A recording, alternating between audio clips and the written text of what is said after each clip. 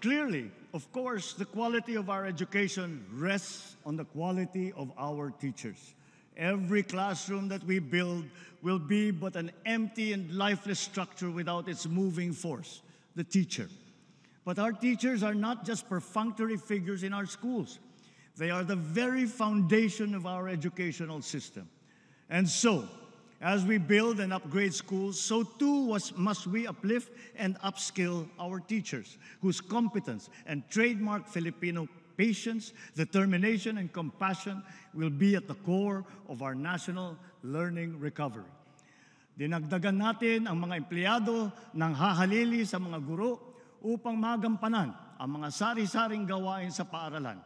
Sa gayon, ang ating mga guro ay makakatutok ng mabuti sa kanilang propesyon na pagtuturo.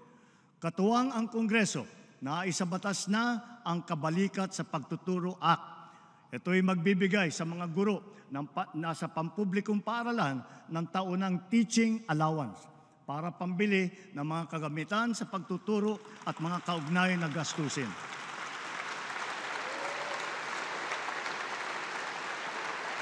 Matatanggap na nila ito simula sa susunod na taon. Meron na rin silang personal accident insurance mula sa GSIS.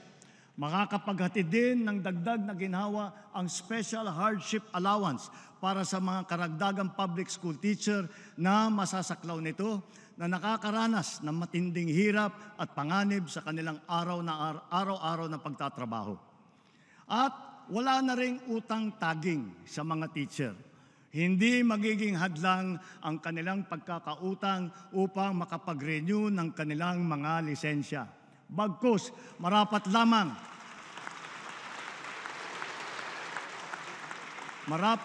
na sila ay payagan pa rin makapagturo nang sila ay makapaghanap buhay at merong kinikita.